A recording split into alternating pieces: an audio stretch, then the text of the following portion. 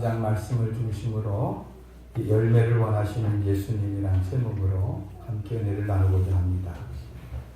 올 한 해가 다가는 끝자락에 와 있습니다. 여러분의 올해는 어떠셨는지요?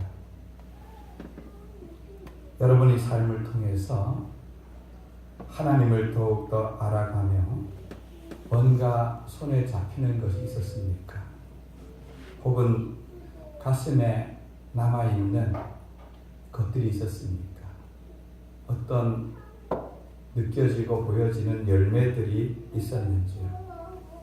우리에게 주어진 시간들이 역사가 되고 또 그것들이 우리들이 생애가 되는 것입니다. 내게 주어진 가정, 직장, 교회 사역을 통해서 맺혀진 열매가 있다면은 그 사람은 복된 인생입니다. 그런 분들은 인생을 잘 사신 분들인 것입니다. 여러분 자신의 삶을 또 하나님 앞에서 우리들의 모습을 겸손하게 돌아보는 그런 시간들이 되길 바랍니다. 올해 우리 교회 사역도 여러 가지 진전된 일들이 있었습니다. 우리 교회가 설립 40주년을 준비하면서 세 가지 기도 제목으로 기도하며 이 해를 맞이했었습니다.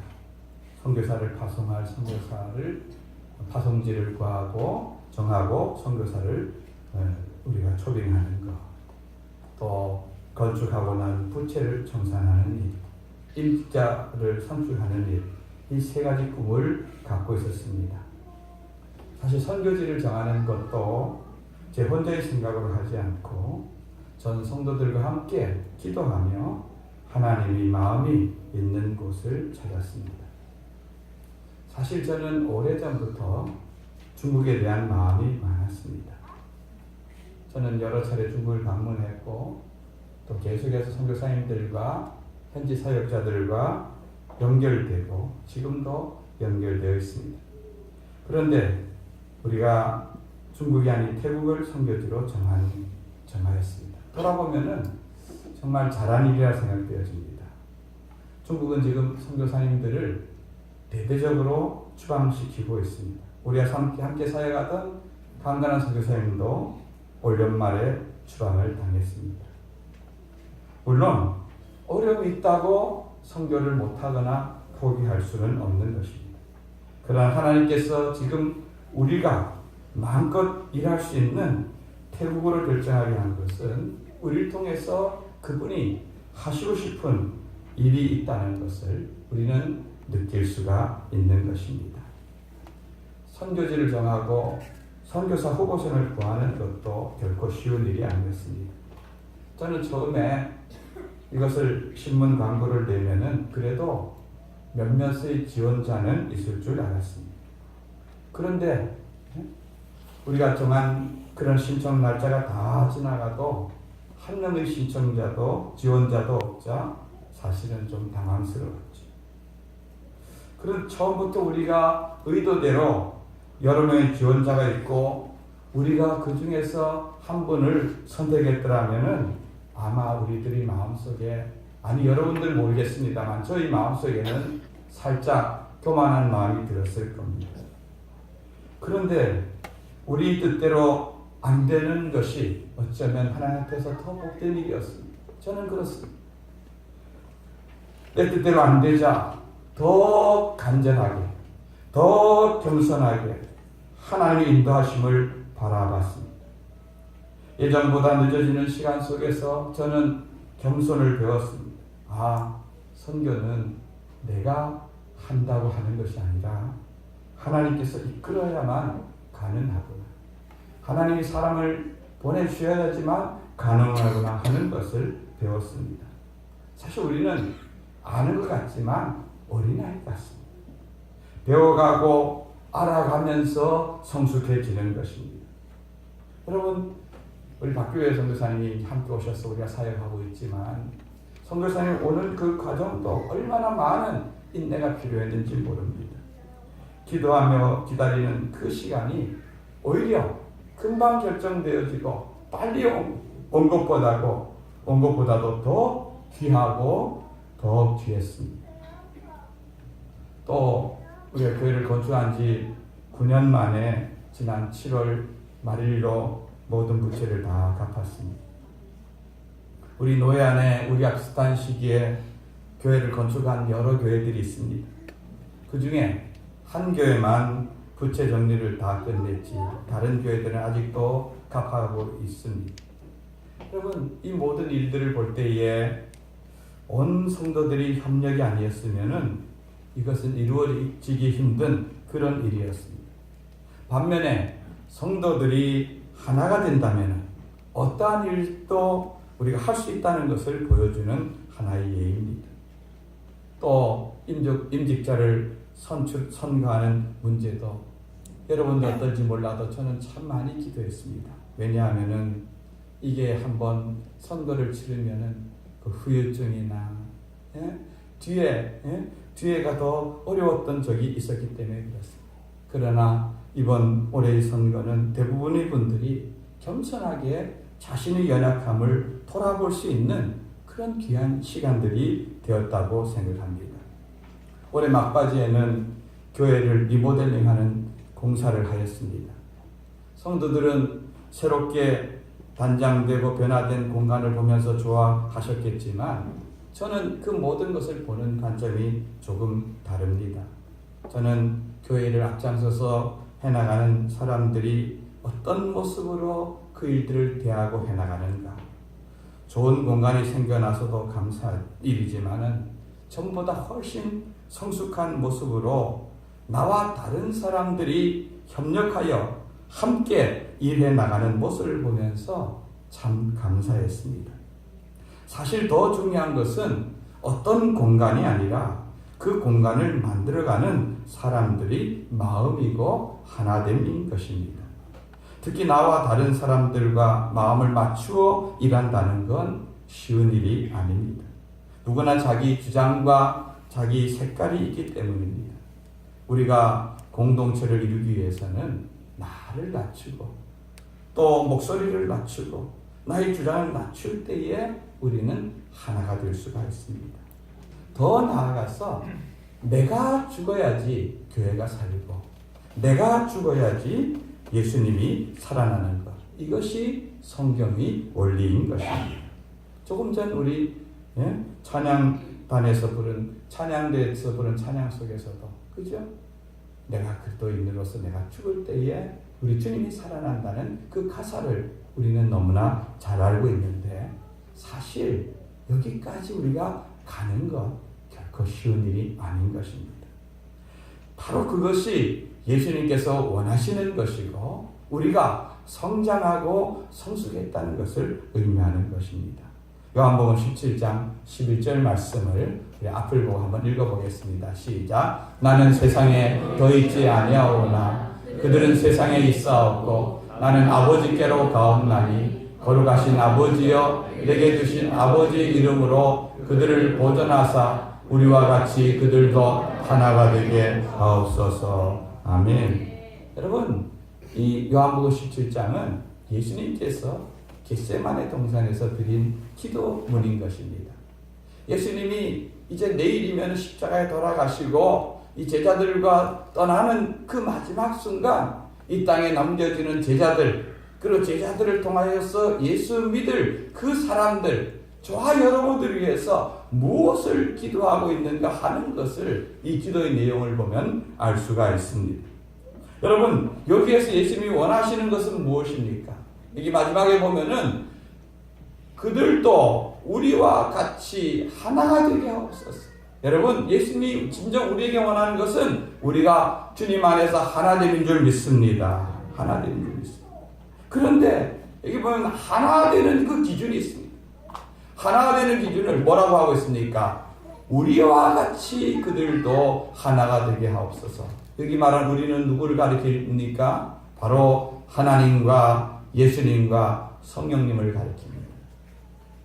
그분들은 각각 하시는 일이 달랐지만 그들은 한 하나님의 뜻 안에서 하나님께서 이루고자 하시는 일을 위해서 자기를 쳐서 순종하고 복종하며 하나 되어 끝까지 일했던 것을 볼 수가 있습니다. 여러분 하나님과 예수님이 하나 되면 그냥 이루어지는 하나됨이 아닙니다. 예수님이 인간의 모양으로 이 땅에 오셔서 하나님의 뜻을 이루고자 할 때에 언제든지 어디든지 하나님의 뜻을 따라서 순종하여 갔습니다. 때로는 순종이 안 될 때는 자기를 쳐서 복종하여 가셨던 것입니다. 그 하나됨을 위해서는 순종과 복종이 있었기 때문에 가능한 일이었습니다. 여러분, 우리도 마찬가지입니다. 우리가 진정으로 예수 안에서 하나 되기 위해서는 이러한 순종과 복종, 낮아짐이 필요한 것입니다. 하나됨이라는 것은 그냥 이루어지는 것은 아닌 것입니다. 그리고 우리가 성숙하고 성장할 때 그 열매를 통하여서 우리 하나님께 영광이 돌려줄 줄 믿습니다. 하나님은 우리가 계속해서 자라가며 열매 맺기를 원하시는 것입니다. 여러분, 나무를 심는 사람의 목적은요, 뭐합니까? 과일나무를 심는 사람의 목적은 그 과일 나무의 그 관상수가 되는 것 아닙니다. 그죠? 그 나무를 어떤 제목으로 다른 데 쓰려고 하는 것도 아닙니다. 그 나무를 통하여서 열매를 얻고자 하는 것입니다. 오늘 우리가 읽은 말씀은 어떤 사람이 예수님께 와서 이렇게 얘기합니다. 예수님, 빌라도 총독이 갈릴리 사람들이 어떤 피를 자기들이 신에 드리는 그 우상신에 드리는 제물에다 섞었습니다. 이렇게 얘기를 합니다. 예수님 당시에 그 북쪽 갈릴리 사람들은 모든 면에서 소외당했어요. 모든 것이 예루살렘 중심으로, 유대를 중심으로 이루어졌고, 갈릴리는 지역적으로도 멀 뿐 아니라 정치, 경제, 사회, 문화 모든 면에서 소외되었어요. 그러다 보니 갈릴리 사람들은 모든 면에서 정부나 특히 이 당시는 로마에서 이스라엘 지배하고 있으니까 그곳에 대해서 강한 반발심을 갖고 있었습니다. 우리나라도 보면은 모든 것이 다 서울을 중심으로 이루어지잖아요. 그죠? 도시, 그 다음에 학교, 모든 경제, 복지, 모든 것이 서울 중심. 예?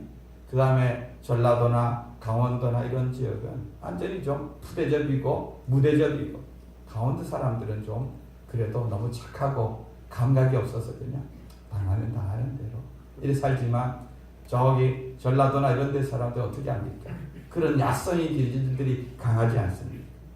그러니까 이 갈릴리 사람들이 그런 기질이 강하고 이러다 보니까 빌라도가 이걸 가만히 두면 안 되겠다, 이렇게 해서 갈릴리 사람들 중에서 몇몇 좀 그들 생각에 좀 악질적인 반로마적인 성향을 가진 사람들을 죽여서 그 피를 자기들이 드리는 신의 제사를 드리는데 희생의 제물로 같이 섞어드렸던 것을 알 수가 있습니다. 그런데 유대인들은 그 당시 그런 일을 경험할 때에 그 사람이 갈릴리에 있는 모든 사람들 중에서도 하나님 앞에 뭔가 큰 죄를 져서 그들이 이렇게 당했구나, 이런 시각이 그들에게 있었던 것입니다. 근데 그 말을 들은 예수님은 너희가 이 갈릴리 사람들이 해받음으로 다른 모든 갈릴리 사람보다 죄가 더 많다 생각하느냐? 아니다. 너희들도 똑같다. 너희도 만약 회개하지 아니하면은 다 이와 같이 망하리라, 이렇게 말씀하십니다. 또 그 당시 이 예루살렘의 실로암의 망대가 무너져서 18명이 죽은 사건이 일어났는데, 그 사건을 예를 들면서 너희들도 똑같다. 죄가 그 사람이 더 많아 죽은 것이 아니라 모든 사람들이 다 있지만, 그 사람들을 보면서 오히려 너희들 스스로가 하나님 앞에서 내가 마땅히 심판당하고 내가 마땅히 죽어 마땅한 사람이라는 것을 스스로 알고 회개하고 회개에 합당한 열매를 맺는 자리로 너희들이 가야 된다, 이렇게 말씀하고 있습니다. 여러분, 오늘날도 우리 주변에는 많은 여러 가지 일들이 일어나고 있습니다. 얼마 전 인도네시아에서 쓰나미로 400명이 넘는 사람이 죽는 엄청난 사건이 있었습니다. 여러분, 400명이 죽는 사건이라 그러면요, 우리나라도 몇 년 전에 있었던 그 해상 사고로 말미암아 300여 명의 우리 학생들이 죽었을 때 한 그 정권 자체가 전복되지 않았습니까? 그죠? 엄청난 일입니다. 엄청난 일. 또 국내에서도 강릉 펜션에 놀러 왔던 학생들 가운데 3명이 가스 사고로 죽는 안타까운 일이 있었습니다. 여러분, 이런 일들이 발생하면 여러분들은 어떻게 생각합니까? 아이고, 참 안 됐다. 젊은 학생들이 그 나라가 얼마나 죄가 많았으면 저럴까. 여러분, 이렇게 생각하지 않습니까? 그래서 유대인들도 보통 이렇게 죽음을 죄로 인한 것으로 이제 해석을 했던 것입니다. 어떤 뜻하지 않은 사건이나 사고로 자연재해로 목숨을 잃게 되면은 그 불행하게 된 원인이 바로 그 사람이 지은 아니면 그 조상이 지은 죄의 값으로 그렇게 한다고 생각했던 것입니다. 요한복음 9장에 보면은 날 때부터 소경인 사람이 태어납니다. 그러니까 그 당시 그것에 대한 제자들의 질문을 보면은 그 당시 유대인들이 어떤 관점으로 모든 것을 보고 있었는가 하는 걸 알 수 있습니다. 예수님, 저 사람이 어린 어머니 뱃속에서 태어날 때부터 맹인으로 태어났는데 저것이 본인의 죄입니까? 어머니 뱃속에서 본인이 뭔가 잘못해서 하나님이 저렇게 맹인되게 했습니까? 아니면 그 부모가 어머니나 아버지가 잘못해서 그 자식이 그 죄값으로 저렇게 받습니까? 이렇게 예수님께 물어봤을 때 예수님은 그것은 그의 죄도 아니고 부모의 죄도 아니라 하나님이 저를 통해서 하시고 싶은 일이 있다. 그 영광을 나타내기 위해서라고 오히려 과거를 끌고 가고 죄로 끌고 가고자 하는 그 제자들의 그 습성과 잘못된 가치관을 미래로 향하여서 하나님의 영광을 향하여서 이렇게 틀어 놓으신 것을 볼 수가 있습니다. 여러분, 우리 다 오늘 말씀 속에서 예수님이 이것을 어떻게 바라보고 해석하셨는가 하는 그 초점에 우리들이 관심이 가야 될 줄로 믿는 것입니다. 예수님의 시선은 죽은 그들이 아니라 바로 살아서 그들을 정죄하고자 하는 그 사람들을 향하여서 너희도 회개하지 않으면 똑같이 망할 수 있다. 예수님은 이 사건들을 통하여서 보기를 원하는 것은 그들이 잘못이 아닌 나의 잘못과 나의 부족함을 보기를 원하셨던 것입니다. 여러분, 정말 중요한 것은 어떤 사건이 아니라 그 속에서 보여지는 나의 모습인데 우리 인간은요, 구조상 내 다른 사람의 눈에 있는 티는 정말로 아주 잘 보입니다. 그런데 내 속에 있는 들보는 보지 못하는 이런 치명적인 약점이 저와 여러분에게 있는 것입니다. 아니, 이 죄된 우리 인간들 속에 있는 것입니다. 이러한 인간들을 향하여서 예수님께서는 오늘 6절 이하의 비유를 얘기하십니다. 여기 보면 이에 비유로 말씀하시되, 이에 비유로 말씀하셨다는 것은 이 비유가 앞의 사건과 또 예수님이 가르치고자 하는 시선과 지금 연결되어 있다는 것을 알 수가 있습니다. 이 비유의 내용이 뭡니까? 어떤 사람이 포도원에다가 무화과나무를 한 그루 심었습니다. 사실 포도원에다 무화과나무를 심는 것은 흔한 일이 아닙니다. 그러나 여러분, 포도나무나 무화과나무나 심는 이유는 뭡니까? 그 나무를 통하여서 열매를 얻기 위한 겁니다. 이 무화과라는 것은요, 굉장히 옆으로 우리 교회도 제가 처음 부임했을 때는 교회 입구에 무화과나무가 하나 있었습니다. 그런데 보면은 무화과나무가 한 5년만 자라면은요, 제법 많은 땅을 차지합니다. 그리고 이제 높게 자라는 거죠. 포도는 당시 이스라엘 땅은 그냥 아주 낮은 1m 이하로 이렇게 옆으로 퍼져가면서 거기에 열매가 맺히고 이랬는데 무화과나무는 크고 땅도 많이 차지하고 이런 나무인 것입니다. 사실 나무를 심을 때는요, 사실 인내가 필요합니다. 적어도 나무가 3, 4년은 돼야지 첫 열매를 맺기 시작합니다. 딸기라든가 아니면 토마토라든가 이런 것처럼 금방 올해 가을에 심으면 몇 달만 있으면 열매를 따먹는 그런 것이 나무는 아니지 않습니까? 그런데 이 무화과나무도 심어서 한 3년, 4년이 지났습니다. 이제 주인이 그 포도원에 이제 기대를 갖고 오지 않겠습니까? 올해는 어떤 무화과가 열렸나 보는데 열매가 없습니다.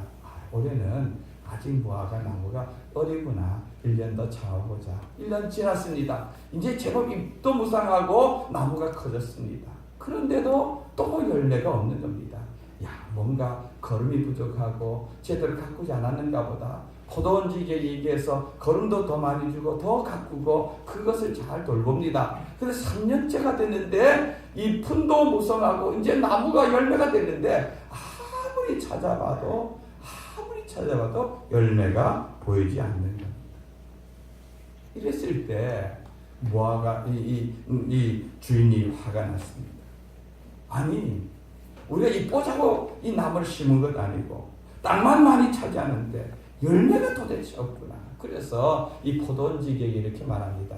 야, 저 나무 보니까 계속 있어봐야 쓸모없으니 찍어버리자. 이렇게 얘기합니다.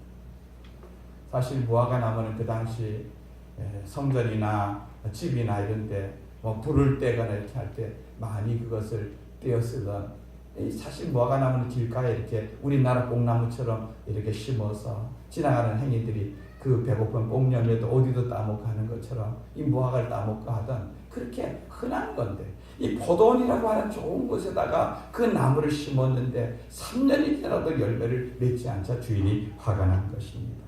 그런데 여러분, 그 나무를 가꾸고 심은 포도원지기 입장에서는 지금까지 들인 노력이 너무너무 아까운 겁니다. 그래서 주인에게 이렇게 얘기합니다. 주인님, 1년만 더 참아주세요. 1년만 더 참아주세요. 기다려주세요. 제가 좀 더 열심히 걸음도 주고 가꾸겠습니다. 그래도 열매가 없으면 그때 찍어버려도 되지 않겠습니까? 여러분, 이것은 아마도 하나님 앞에서 우리 예수님께서 갖고 계신 마음일 것입니다. 우리들 이 말씀 속에서 우리 자신을 돌아보길 원합니다. 과연 올해 2018년이 다 지났는데 나는 주님 앞에 무슨 열매로 주님을 기쁘게 할 수 있을까? 아니, 주님이 볼 때 내가 기뻐할 만한 열매를 맺어드린 것이 있는지, 어떤 인내의 열매나 겸손의 열매나 충성의 열매나 사랑의 열매나 하나님께서 원하시는 그런 열매가 나의 삶을 통하여서 나타나고 주님 보시기에 기뻐할 만한 것이 있는지, 아니면은 이쁜무성한데 아무런 열매가 없는 우리들은 아닌지 우리 자신을 한번 겸손히 돌아보기를 원합니다. 연말이 되면은요, 목사는 늘 기도하며 고민하는 것이 있습니다. 그건 뭐냐 하면은 새로운 직분자들을 임명하는 일입니다. 올해도 여러분들이 서리사님들이 임명되어서 각각 주어진 사역과 주어진 자리에서 최선을 다해서 주님을 섬겨주었습니다. 그런 충성되고 하나님 나라를 이루기 위해서 헌신된 그 사람들을 통하여서 주님의 나라는 이 땅에 확장되어져 가고 주의 영광이 드러나는 줄 믿습니다. 예수님께서 그런 모습을 볼 때 얼마나 기뻐하시겠습니까? 저는 그런 분들에게 우리 주님 저렇게 수고하고 주님 나라를 위해서 충성스럽게 애쓴 저분들, 하나님 하늘이 상급도 주시지만 이 땅에서도 주님 저들을 축복하여 주시옵소서. 마태복음 25장에 나와 있는 것처럼 1달란트 받은 자나 2달란트 받은 자나 5달란트 받은 자가 최선을 다해 충성을 다했다면 주님께 드렸을 칭찬, 잘하였도다 착하고 충성된 종아, 내가 작은 일에 충성하였음에 내가 큰 것으로 내게 맡긴다. 내 주인의 즐거움에 함께 참여하자는 이 축복의 메시지를, 말씀을 저들 심령과 저들 가정과 기업에 주님 복 주시옵소서. 이렇게 저는 간절히 기도하고 원하는 것입니다. 그런데 모든 재직들이 다 그렇게 그런 것은 아닌 것입니다. 1년이 다 지나도 열매가 안 보입니다.